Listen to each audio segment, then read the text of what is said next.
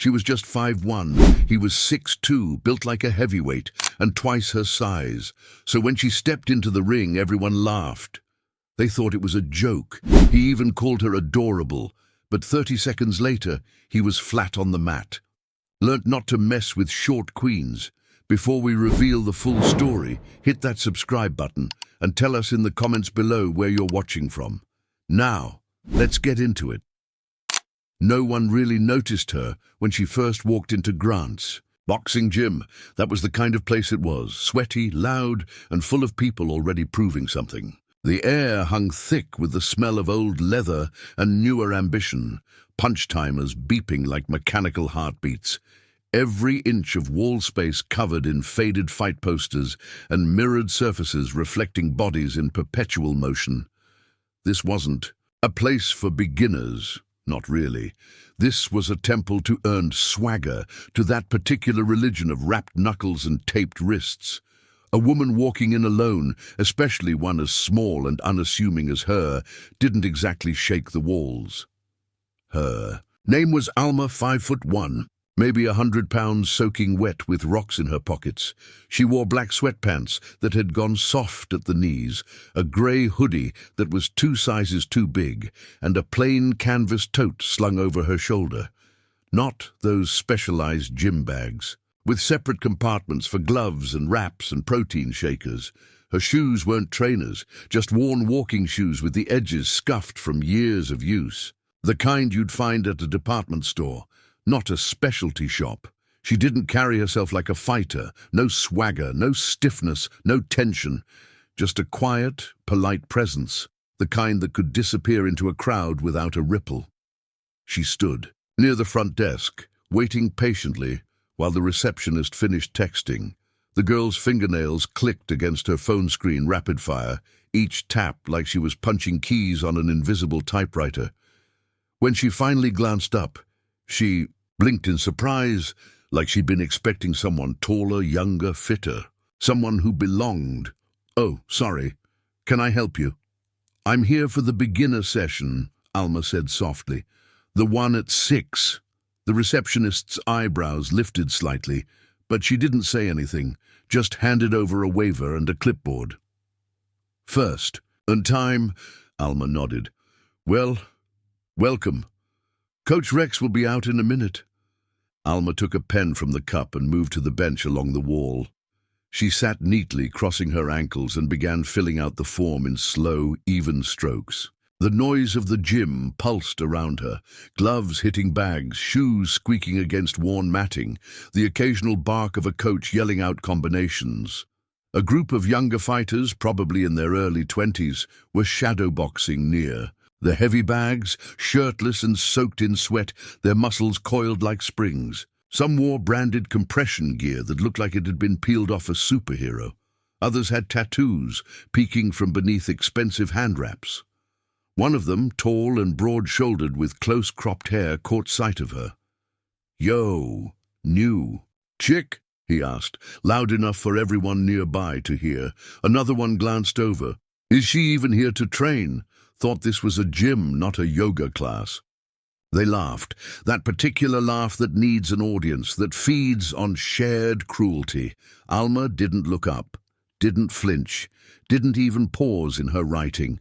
She finished her form, tucked it under the clipboard, and waited. When Coach Rex emerged, from the back, his presence filled the room before he said a word. That's the kind of man he was, not tall, not giant, but solid in a way that seemed to compress the air around him. He was in his mid-50s, still thick around the chest, and arms, his hair shaved to the scalp. A spray of white stubble dotted his jaw like salt over dark earth. He wore a whistle around his neck and a reputation like armor. He scanned the room. "Beginner session. Who's new?" Alma stood quietly and raised her hand. Not high, not waving, just enough. Rex walked over. His eyes dropped for a second to her shoes, then to her hands. No wraps, no tape, no calluses. Not a single scar or sign of impact across those knuckles. He gave a tight smile, the kind meant to give permission, not welcome. "All right," he said. "We'll keep it basic. Follow the group, watch your stance, and stay out of the way until I say otherwise, she nodded. Have you boxed before? Not officially, she said, meaning, I've trained, but not in a gym like this. Rex gave a non-committal grunt. Fair enough, he turned to the group. Circle up, warm-ups, light jog, 20 push-ups, 50 jumping jacks. Let's move. Alma stepped into line without hesitation. The rest of the group didn't hide their curiosity, didn't even try. The same tall guy from earlier, his name was Mason, kept sneaking glances at her during the jog. She was slower than the others, sure, but not winded. Her form wasn't flashy, just consistent. She didn't overextend, didn't swing her arms too high, just moved. Like water finding its own level. Mason leaned over to his buddy, muttering, she's gonna drop after 5 minutes. But she didn't. She finished every set. Quietly, carefully, without complaint. And when they moved to basic footwork drills, Alma followed the steps with unhurried precision. No wasted motion, no flash. But she never stepped out of rhythm, never crossed her feet, never let her back heel rise when it shouldn't. Still, to the rest of the group, she was just a tiny woman trying something new. Maybe a resolution. Maybe a dare. Maybe looking to drop a few pounds or sweat out a bad breakup. But to Rex, who'd been watching boxing form since the Reagan administration, something about the way she shifted her weight made him pause. The way her feet never tangled. The way her eyes tracked movement before her body responded. The way she kept her chin tucked without being told. He didn't say anything yet, but he started watching more closely. The mockery didn't start right away. At first, Mason just kept his distance. He'd seen his fair share of wannabes walk in off the street, guys who thought they were the next Tyson after one bag session, girls who mistook cardio kickboxing for combat sports. Most didn't last the week. Some didn't last the hour. He figured Alma would vanish the same way, melting back into whatever ordinary life she came from, with nothing but sore muscles and a story to tell at brunch. So he didn't think much of her. Not until day 3. That's when Rex paired them off. It was during the defense drill, slips and parries, nothing serious, controlled motion. One partner throws soft jabs, the other practices movement rhythm and keeping calm under pressure. The kind of exercise where you learn to stay centered when someone's trying to disrupt your balance. Keep it light, Rex said. No swinging for real. This isn't the time. Alma stood ready, chin tucked, gloves up. Mason towered over her, 6'2", lean muscle, fast hands. He could tap a jab before most people blinked. But as soon as they started, he made a show of dodging her imaginary punches like he was fighting a ghost. "Oh no," he cried, hands raised in exaggerated fear. "Tiny tornado incoming!" A few of the others laughed. Not everyone, just enough. Alma didn't react. Her face might as well have been carved from quiet stone. Rex didn't say anything either. He just narrowed his eyes. Mason threw a slow jab toward her gloves. She parried it cleanly, not slapping it away, but redirecting it. Like wind bending a branch. "Hoo boy," he said, stepping back dramatically. The fury of 5-1. Another jab, another clean parry. But now Mason's tone shifted. It was still loud, still mocking, but there was an edge. He didn't like that she hadn't cracked a smile, that she hadn't flinched, that the joke was falling flat because she refused to become its punchline. It wasn't fun anymore. It was annoying. So he got sloppy, a quick flick of the wrist too close, a tap to the shoulder that landed harder than it should have. Rex barked, "Mason, keep it light." "Sorry, coach," he said with a grin that wasn't sorry at all. "Didn't mean to KO the champ." Alma adjusted her stance but didn't say a word. She just reset, gloves back in position, eyes never leaving his center mass. The round ended. People reset. Rex blew the whistle. "Switch partners." As Alma stepped back, Mason leaned in, his voice low enough that only she could hear. "Don't worry, little lady. No shame in quitting. This stuff's not built for everyone." Alma didn't look at him, not a glance, not a twitch. just walked toward her new partner, silent as ever. Mason watched her go, expecting a reaction. There wasn't one. He snorted. Cold fish. That night in the locker room, he kept the act going. Loud enough for the others to hear, but always with that careful tone of just joking. The kind that lets you say what you mean while pretending. You don't mean it. She's like a garden gnome that wandered into a fight club, he said. I'm scared I'll sneeze and knock her over. A few guys chuckled, one shrugged. She kept up all right. Please, Mason scoffed. She moved like my grandma with a limp. But what really bothered him, deep down, where he didn't say it out loud, was that she had made him look stupid without even trying. No comeback, no attitude, just silence, unmoved, unbothered, like trying to punch air, and that made him itch. So he kept poking. The next session, he clapped slowly when she walked in. Welcome. Back, I see you survived cardio. Barely. Rex didn't say anything. Not yet. But that same look crossed his face, a flicker of something between awareness and assessment. Alma greeted the receptionist, signed in, and walked to the side without acknowledging Mason. Not rudely, not coldly, just completely, like he hadn't said a word. He clutched his chest in mock offense. Still no smile. Come on, lighten up, you're in the big leagues now. Still nothing, no eye roll, no raised brow, not even a change in breathing. Mason scowled.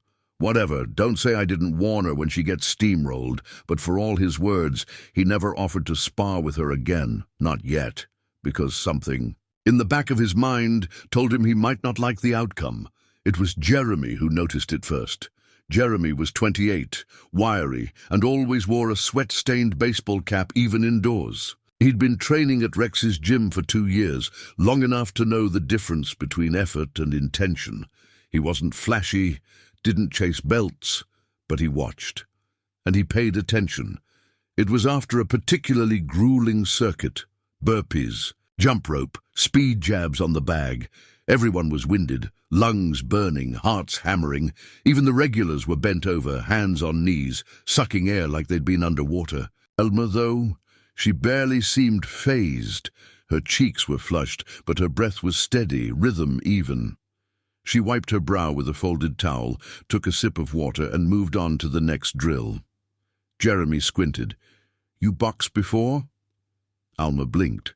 A bit, he nodded slowly. You move clean, not how beginners move. She didn't answer, just tightened her wraps and stepped into the shadowboxing zone. Jeremy watched her footwork, tight, precise, no wasted motion, no bobbing for show. Each movement was tucked into the one before it. Efficient, practiced. She wasn't trying to impress anyone.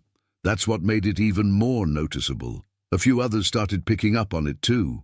Jules, who worked the front desk and sometimes joined the late sessions, whispered to Jeremy, "She doesn't talk much." Jeremy replied, "She doesn't have to." By the 4th week, there was a quiet shift in the atmosphere whenever Alma stepped in. Not applause, not awe, just a different kind of silence, the respectful kind. The kind that falls when people recognize something authentic. She never asked for attention. She arrived on time, warmed up in the corner, trained hard, then left.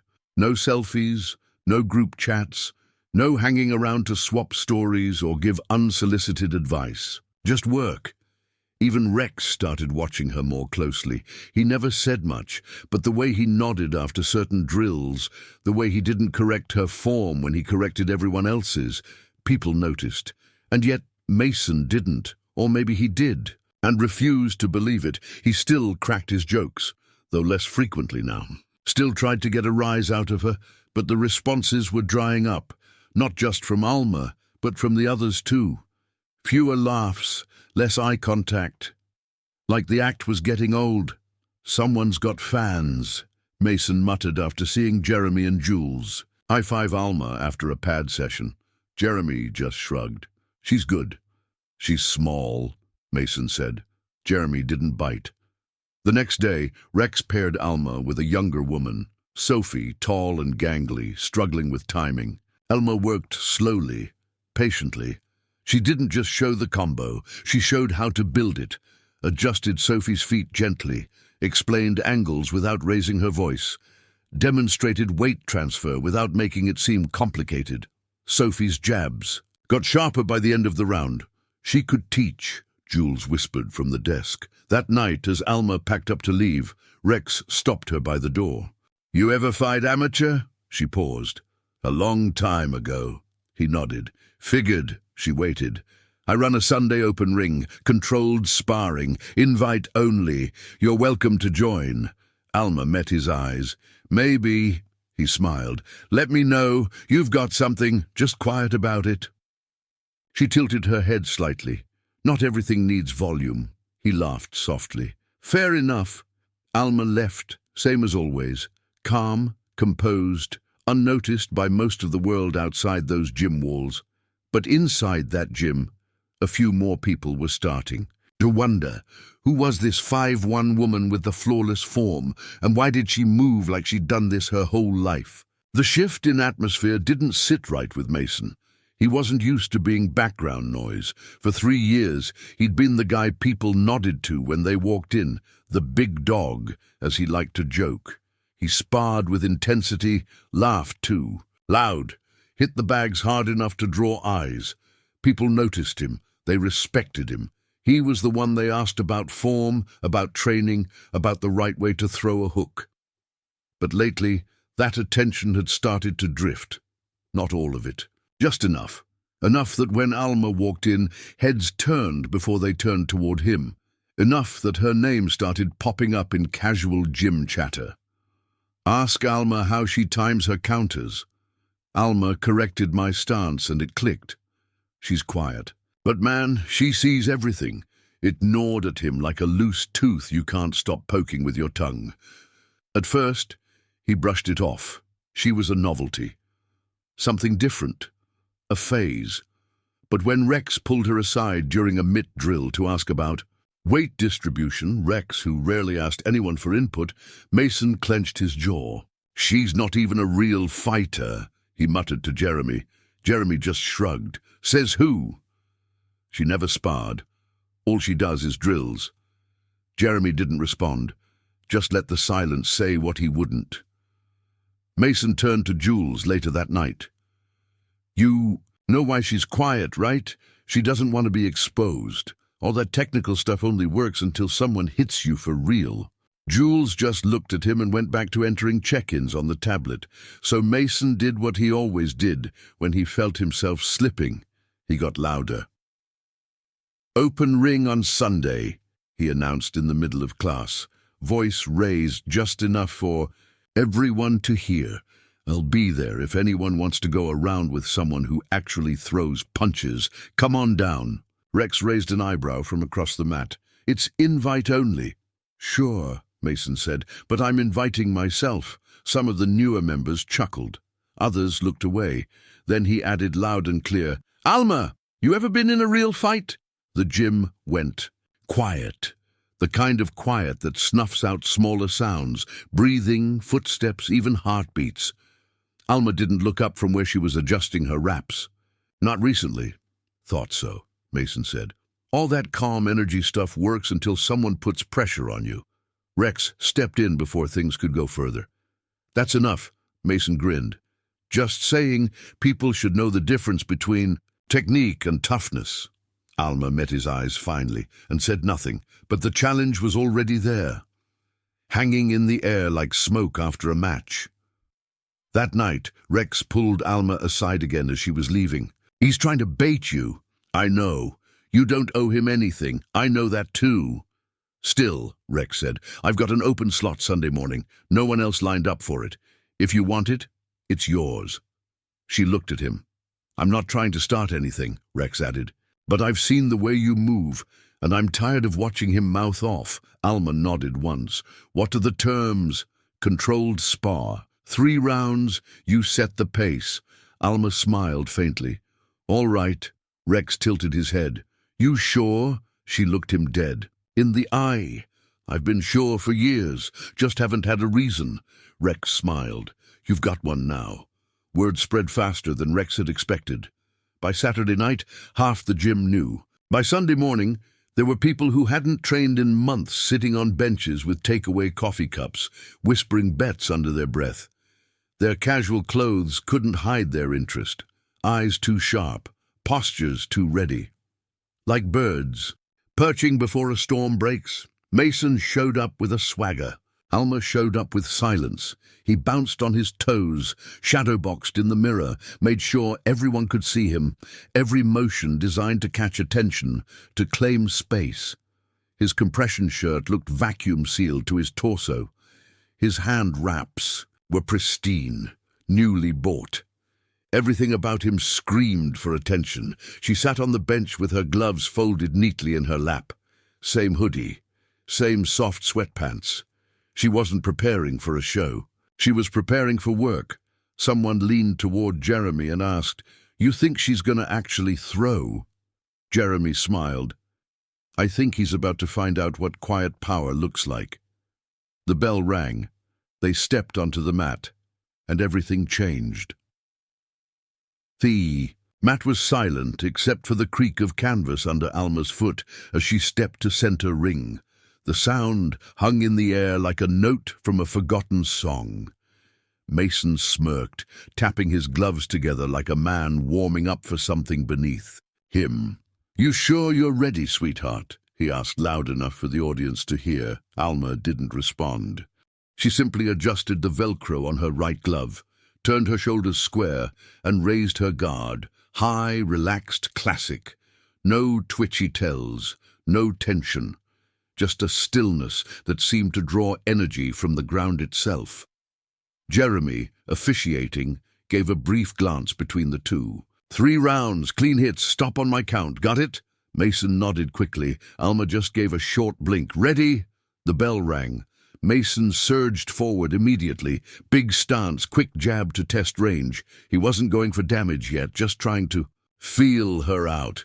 He expected her to flinch, to freeze, to backpedal like every rookie did their first time under real pressure.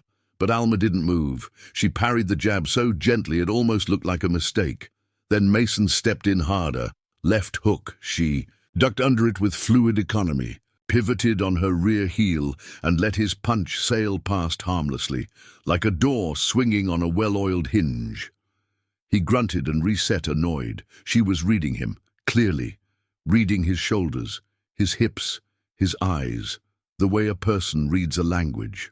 They've known since childhood. Second exchange, Mason came in heavier, jab-jab cross combo, aimed at center mass. One of them had to land, had to rattle her, had to prove he was the bigger fighter.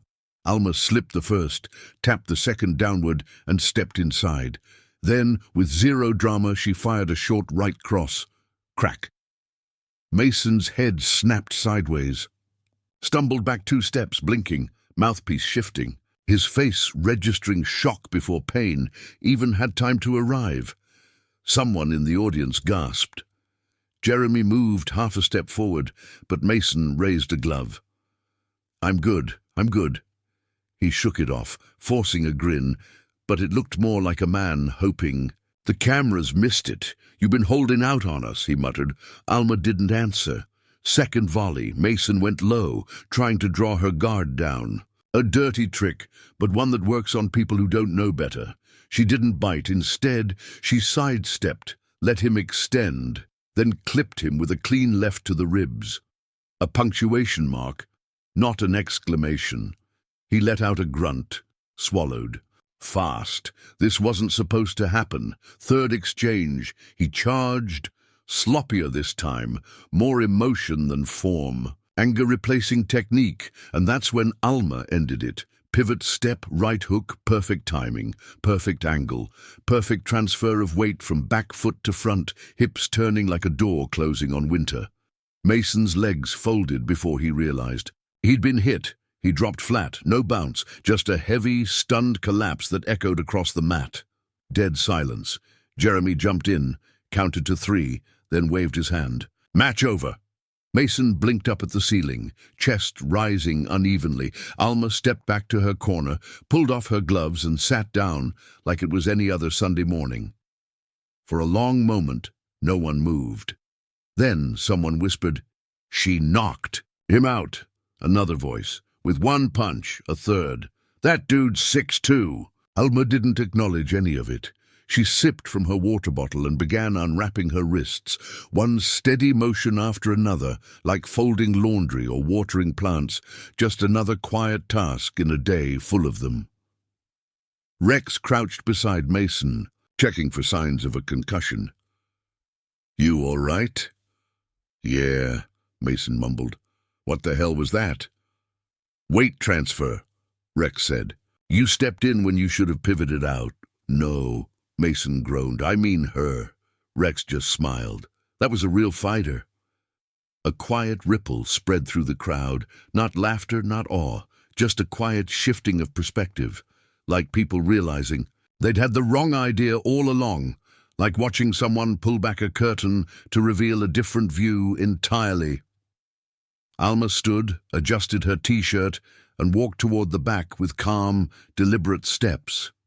She passed Jules, who murmured, "That was beautiful." Alma paused. "He asked for it."